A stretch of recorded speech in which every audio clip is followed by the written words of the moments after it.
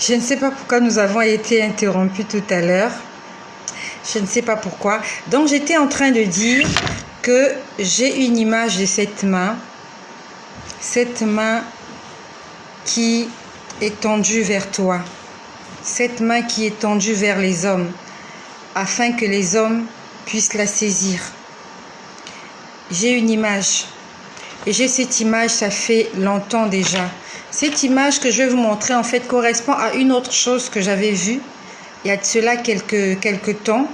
Mais je vais vous la montrer juste pour vous, en fait, pour que vous ayez une idée de la main qui est tendue vers les hommes, de cette main qui aimerait faire du bien aux hommes, de cette main qui aimerait sauver les hommes, de cette main qui aimerait sortir beaucoup de personnes de l'emprisonnement, beaucoup de personnes qui sont encore sous l'emprise du péché, sous l'emprise de l'ennemi. Cette main était comme ça. Je ne sais pas si vous la voyez, je ne sais pas si c'est très clair.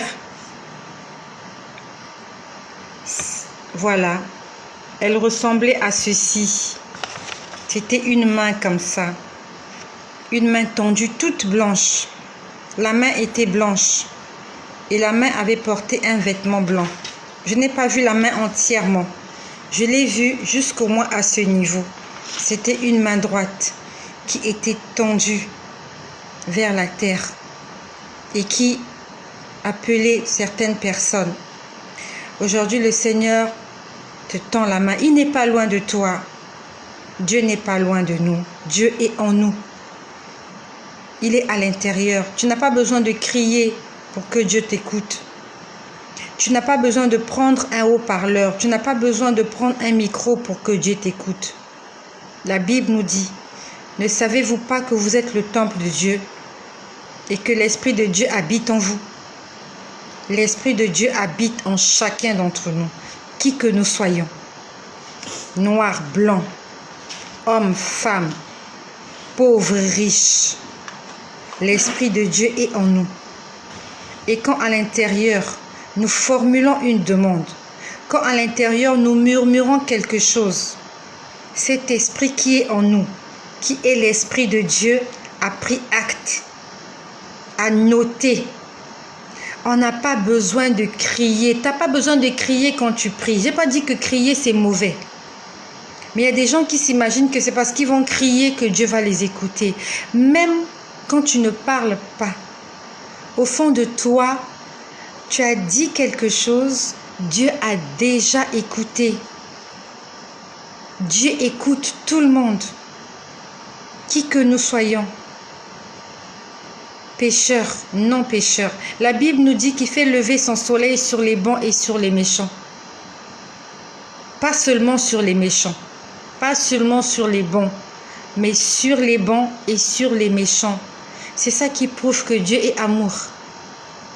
Depuis que toi et moi, on a commencé à pécher, si Dieu était comme toi, dès que quelqu'un t'a fait du mal, tu coupes la relation avec la personne. Quand quelqu'un t'a fait du mal, tu ne le causes plus. Quand quelqu'un t'a fait du mal, tu vas le chamailler. Quand quelqu'un t'a fait du mal, tu vas lui chercher des palabres. Quand quelqu'un t'a fait du mal, tu vas te bagarrer. Quand quelqu'un t'a fait du mal, quand un enfant a désobéi, tu as envoyé l'enfant, il n'a pas voulu faire ce que tu lui as demandé en tant que parent. On tape, on gifle, on punit. Une fille dans la maison de son père, elle tombe enceinte. Les parents la mettent dans la rue parce qu'elle est enceinte. On la met dehors, on la chasse de la maison. Il y a d'autres familles d'une certaine religion. Lorsque l'enfant n'adhère plus à cette religion, il commence à se faire une certaine idée. Il commence à lui-même chercher le chemin, la vérité. On renie les enfants, on les met dans la rue, on les chasse. On les maltraite. Si Dieu s'est comporté comme ça avec nous les hommes, dites-moi, qui vivrait encore sur terre? Combien de personnes y aurait-il encore sur terre si Dieu se comportait avec nous comme nous nous comportons avec nos enfants? Si Dieu se comportait avec nous comme nous nous comportons avec nos amis, avec nos voisins? On a parlé de toi, tu vas chercher des palabres, tu vas te bagarrer, tu vas te disputer juste parce qu'on a parlé de toi. Ton mari t'a trompé, toi aussi tu le trompes. Ton mari t'a trompé, tu vas chercher la bagarre, tu le tapes, tu tapes la fille. Ta femme t'a trompé, ta femme t'a désobéi, tu la tapes, tu la gifles devant les gens, tu lui manques de respect, tu la répudies. D'autres films même, ils tentent des embuscades à leurs femmes. Ils vont filmer la scène et ils le propagent, ils le publient sur les réseaux sociaux pour qu'on voit que cette femme t'a trompé, pour qu'on voit que cet homme t'a trompé, pour qu'on voit que cette personne t'a escroqué, pour qu'on voit que le voleur là, voilà, la caméra était là, la caméra de surveillance était là à filmer. Si Dieu se mettait à faire comme ça avec nous, si Dieu se mettait à publier tout ce que nous faisons dans le noir, tout ce que tu fais dans le noir, c'est enregistré quelque part. Si Dieu se mettait à publier cela et qu'il publiait ça pour chacun d'entre nous, ce que nous faisons dans le secret, quand on se lave, quand on fait des histoires, quand tu t'apprêtes à mettre le poison dans la soupe de quelqu'un, quand tu t'apprêtes à mettre n'importe quoi dans la nourriture de ton mari. Si Dieu se mettait à publier cela sur les réseaux sociaux, dites-moi, qui survivrait à cela? C'est pour ça que la Bible nous dit ne jugez pas, afin que vous ne soyez pas jugés. Ne jugeons pas. Aimons-nous les uns les autres comme Dieu nous aime. Malgré nos péchés, malgré les milliards de péchés que nous commettons, le Seigneur nous réveille tous les matins. Il y a quelqu'un aujourd'hui, 14 mars, qui allait commettre un crime, qui allait commettre un délit. Il aura fini de commettre son délit. On ne mettra pas la main sur lui. Il va rentrer chez lui avec le butin. Il va dormir. Il va se réveiller demain 15 mars comme si de rien n'était. Tranquillement. Il y a d'autres personnes, cette nuit, il y a une maman quelque part qui va faire un avortement. Il y a une maman aujourd'hui quelque part sur la terre qui va faire une IVG. IVG, interruption volontaire de grossesse. Il y a une maman aujourd'hui, 14 mars 2021. Elle va mettre au monde un enfant et va aller le jeter à la poubelle. D'autres vont aller jeter dans les toilettes. D'autres vont jeter dans les herbes. Elle va aller dormir chez elle paisiblement. Et demain, le 15 mars, elle va se réveiller comme si de rien n'était. Et vous voulez dire que Dieu n'est pas bon? Dieu n'est pas bon. Si Dieu était comme toi et moi, dès qu'on a péché, il allait nous punir. Il allait nous gifler. Il allait nous battre. Il allait nous corriger. Et plusieurs, ils allaient les tuer. Dès que tu tues quelqu'un, Dieu aussi allait te tuer. Dès que tu as menti, Dieu allait te couper la bouche. Quand tu as volé, Dieu allait te couper la main. Mais Dieu ne le fait pas. C'est pour nous prouver son amour. Pour nous dire que je vous aime tel que vous êtes. Mais je ne veux pas que vous puissiez vous comporter comme ça. C'est pour ça qu'il te demande de ne pas juger ton prochain. Parce que ce que tu reproches à ton prochain, toi aussi, il y a des choses qu'on te reproche. Est-ce que tu es saint? Est-ce que tu es 3 fois saint? Toi, tu n'as jamais commis de péché. Tu n'as jamais menti. Tu n'as jamais volé. Tu n'as jamais convoité. Tu n'as jamais parlé de mal de qui que ce soit. Tu n'as jamais regardé mal quelqu'un. Tu n'as jamais convoité le mari de quelqu'un. Tu n'as jamais convoité la femme de quelqu'un. Tous nous sommes coupables. C'est pour ça que Dieu dit, ne jugez pas, afin que vous ne soyez pas jugés. Et à cette main-là qui est tendue vers nous, cette main pleine d'amour, la main qui détruit, qui tue, la main qui vole, c'est la main du diable. La main de Dieu, c'est une main d'amour, de compassion. Et c'est cette main-là qui était tendue ce soir-là. qui est en train de nous dire attention, voilà les événements qui vont arriver. Faites attention, n'allez pas à gauche, n'allez pas à droite, allez au milieu. Moi, votre Créateur, je vous demande d'aller au milieu. Sauf que nous ne voulons pas écouter cette voix-là. Mais malgré cela, elle continue à insister. Elle continue à parler en chacun d'entre nous. Cette voix-là te parle tous les soirs. Quand tu es dans ton lit, la voix que tu écoutes qui te fait des reproches, c'est la voix de Dieu. Ce n'est pas la voix de ton grand-père. Ce n'est pas la voix de tes ancêtres. C'est la voix de ton Créateur qui est en train de te ramener à l'ordre, qui est en train d'essayer de te ramener à la raison pour te dire « Je ne veux pas te perdre, je t'aime trop, tu as du prix à mes yeux. Je t'ai créé à mon image, à ma ressemblance. Je t'aime plus que les anges du ciel. » La Bible nous dit, nous sommes héritiers et co-héritiers avec le Christ. Ça veut dire que nous allons hériter le royaume des cieux. Nous allons hériter les richesses avec Jésus. Les anges ne vont pas hériter les richesses avec Jésus. Toi et moi, nous avons des récompenses. Les anges n'ont pas de récompense pour ce qu'ils font. Ils n'ont aucune récompense. Ils font ce pourquoi ils ont été créés. Ils ont été créés pour être au service de Dieu et ils ont été créés pour être au service des enfants de Dieu. C'est ça la raison pour laquelle les anges existent. Les anges n'existent pas pour qu'on puisse les adorer. Les anges sont à notre service. Et pendant que je vous parle, je suis en train de me rappeler d'une conversation que j'ai eue avec un ange. Ça va choquer beaucoup de personnes. J'ai eu des conversations avec des anges. C'était au début de ma conversion. C'est comme je vous ai dit, pour ceux qui ont suivi mon témoignage, au début j'entendais juste la voix. Il y avait juste une voix qui me demandait de faire des choses.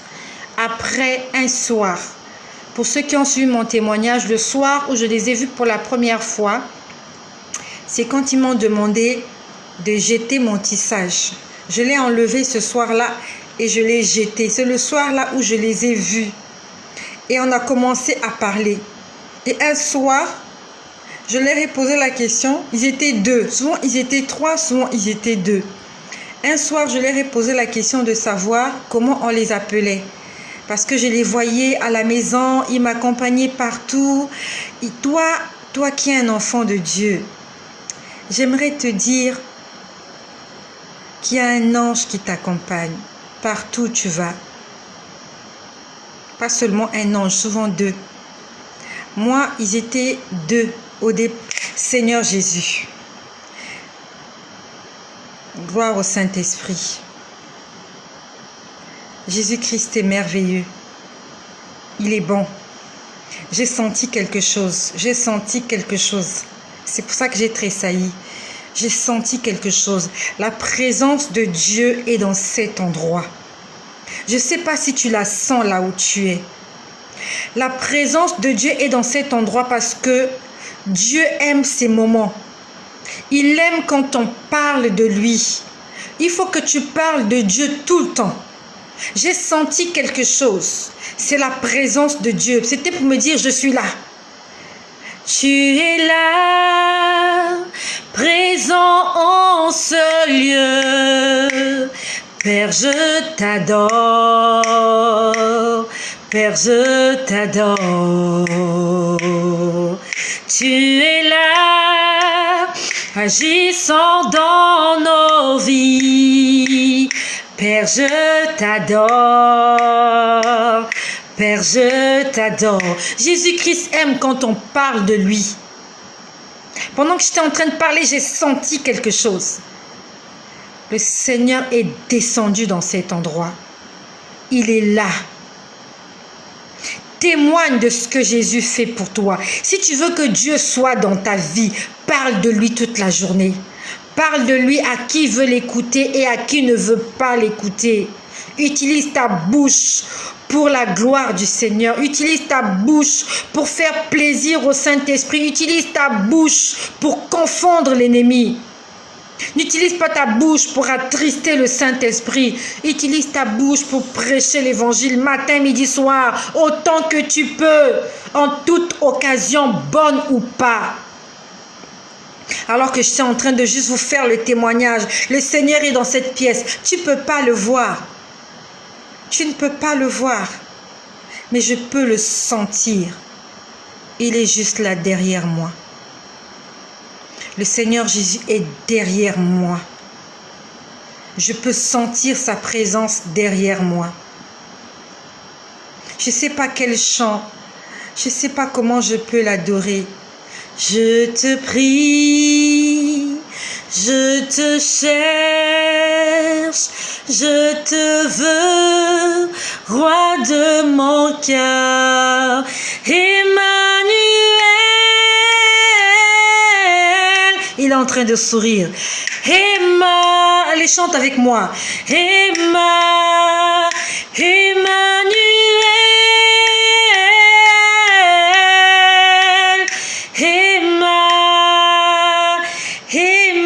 Emmanuel, Dieu avec nous. Emmanuel est là. Il est juste là derrière moi. Je peux le voir en esprit. Avec sa robe blanche. Il n'a pas sa ceinture sur la taille aujourd'hui. Il a juste une robe blanche. Très blanche. Rayonnante. Blanc. Il est nu-pied. Il n'a pas ses sandales dorées. Il est nu-pied. Et il est derrière moi. Et il a mis ses mains comme ça. Je ne sais pas comment je peux vous montrer ça. Juste pour dire, en fait, quand un parent dit... Quand un parent invite un enfant, les mains comme ça, pour dire je vous attends. Inès, Jésus t'attend. Elena, Jésus t'attend. Je ne sais pas combien vous êtes là, je vous vois de nombreuses. Jésus est en train de vous tendre ses mains. Il est en train de te tendre, il te tend les mains, lui qui est Dieu. Il te tend les mains. Est-ce que tu vas répondre à son invitation? C'est la question qu'il te pose. Est-ce que tu vas répondre à son invitation? La paix se trouve en lui. La paix se trouve avec lui. Si tu veux reposer en paix, quand tu auras quitté cette terre, si tu veux vraiment que ce soit le RIP, comme les gens le disent aujourd'hui sur les réseaux sociaux, repose en paix. Si tu veux reposer en paix, tu dois accepter l'invitation qui t'est faite aujourd'hui, d'entrer dans la présence du roi des rois, d'entrer dans la présence du Saint-Esprit. Jésus-Christ est Dieu. Je ne sais pas en qui tu crois, mais moi je crois en Jésus parce que je peux le voir et je peux sentir sa présence. Pendant que j'étais en train de vous parler, il est descendu lui-même, et il est là dans mon dos.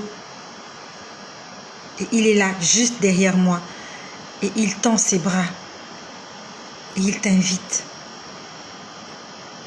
Il t'invite. J'aimerais qu'ensemble nous puissions faire cette prière. On se laisse diriger par le Saint-Esprit. Ce n'est pas ce que je voulais vous dire. Je voulais vous parler de ce que le Seigneur m'a dit ce soir-là, avertissement. Mais la présence du Seigneur est en train de me pousser de l'adorer. J'aimerais que tu dises, Seigneur Jésus, j'accepte ton invitation. Je te remercie pour ton amour, pour ta bonté, pour ton pardon et pour la compassion. Merci pour le salut. Merci pour ton sacrifice à la croix. Je t'invite dans mon cœur. Je te reçois comme Seigneur, comme Sauveur. Aide-moi à marcher dans toutes tes voies. Aide-moi à être agréable. Le Seigneur, il a des yeux de compassion en ce moment.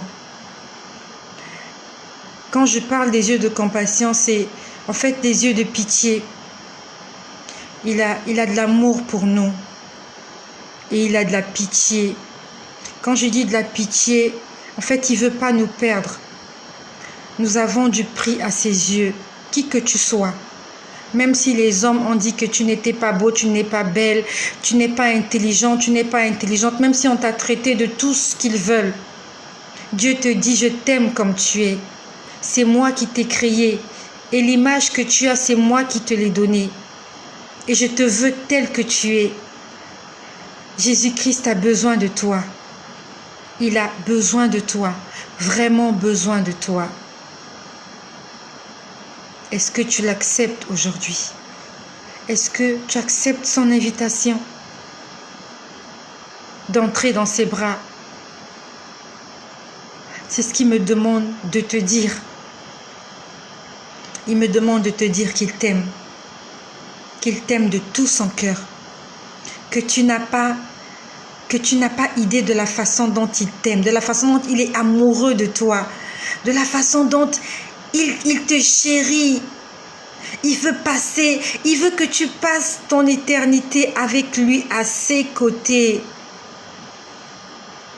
Et il est triste parce que nous ne voulons pas de lui. C'est ce qu'il est en train de me demander de te dire. Qu'à chaque fois que tu blesses son cœur, il est triste et il pleure. Il ne te veut pas du mal, il n'a pas envie de te punir. Il ne veut pas que tu souffres, il ne veut pas que tu meurs. Il veut juste que tu sois sauvé. Il veut que tu sois heureux. Mais il veut que tu t'approches de lui. Merci Inès, j'accepte. Le Seigneur Jésus a pris acte de cela. Il est juste derrière moi et il est en train de me demander de vous dire qu'il vous aime. Il me dit, dis-leur que je les aime. Je vous aime, c'est ce qu'il dit. Je vous aime.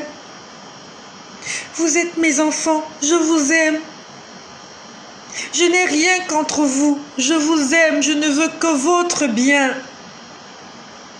C'est ce qu'il est en train de me demander de te dire. Toi qui m'écoutes, Jésus-Christ est vivant. Ce n'est pas un mythe, ce n'est pas un dessin animé. C'est une personne réelle qui a un cœur, qui a des sentiments et qui peut ressentir la douleur. Dieu ressent la douleur. De la même façon que tu ressens le mal, quand quelqu'un t'a fait mal, tu es triste, tu pleures. Ça se passe comme ça aussi avec Jésus. Chaque fois qu'on fait des choses qu'il n'aime pas, il est triste, il pleure, il est malheureux. Quand nous faisons des choses qu'il aime, il est dans la joie. Et aujourd'hui, il est venu avec un regard de compassion, d'amour, de pitié, de tendresse. On va dire que c'est un mélange d'amour qu'on ne peut pas expliquer. C'est au-delà des mots. C'est juste de l'amour. C'est juste de l'amour. Je vais te laisser le temps de prier et de dire à Jésus-Christ que tu l'acceptes comme Seigneur, que tu réponds positivement à l'appel solennel qui te fait aujourd'hui, 14 mars 2021. Je te laisse parler avec ton Dieu. Car de la même manière qu'il est dans ma chambre actuellement, il est aussi avec toi, toi qui es connecté. Il est avec toi, l'Aurore. Il est avec toi, Inès. Il est avec toi, Elena. Il est avec vous tous qui êtes là. Il est dans vos maisons. Il suffit juste de lui parler, il va vous écouter. Faites-le maintenant. Dis-lui ce qui est dans ton cœur. C'est ce qu'il me demande de te dire. Qu'il est omnipotent, il est omniscient, il est partout. De la même façon qu'il est avec moi, il est avec toi là où tu te trouves. Et je vais couper la vidéo. Je vais revenir vers vous tout à l'heure. Et pendant que je vais couper la vidéo, prends 2 minutes. Dis quelque chose à ton Dieu. Parce que ton Dieu est descendu aujourd'hui. 14 mars 2021. 22h58. Ton Dieu est là où tu te trouves. Et je te laisse le temps de passer, de lui dire quelque chose. Dis quelque chose à ton Dieu. Soyez bénis. Soyez richement bénis chez vous et profite de ce moment. Et je vous dis à tout à l'heure, au nom puissant et glorieux de Jésus.